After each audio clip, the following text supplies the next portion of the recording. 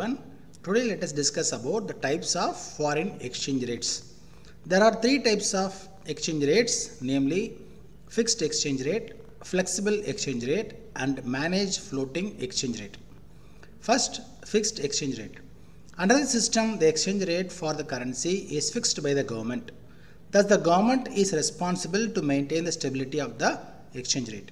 Each country maintains the value of its currency in terms of its external standard like gold, silver, other precious metal or other country's currency. The main purpose of a fixed exchange rate is to maintain stability in the country's foreign trade and capital flows. The central bank or government purchases foreign exchange when the rate of foreign currency rises and sells foreign exchange when the rates fall to maintain the stability of the exchange rate. Thus, government has to maintain large reserves of foreign currencies to maintain a fixed exchange rate.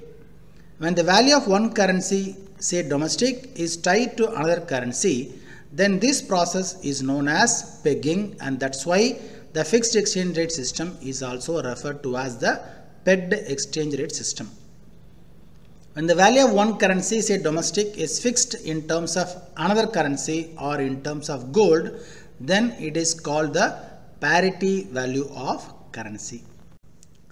Merits of fixed exchange rate system. Number one, it ensures stability in the exchange rate.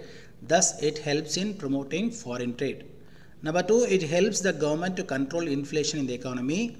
Number three, it stops speculating in the foreign exchange market. Number four, it promotes capital movements in the domestic country as there are no uncertainties about foreign rates.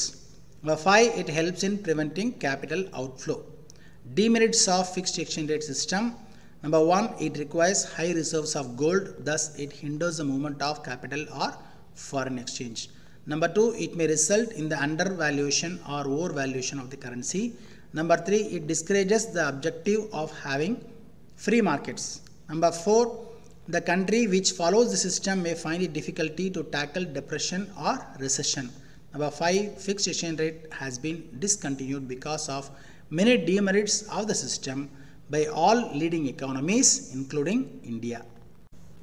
Methods of fixed exchange rate in earlier times. Number one, gold standard system 1870 to 1914. As per the system, gold was taken as the common unit of parity between the currencies of different countries. Each country defines the value of its currency in terms of gold.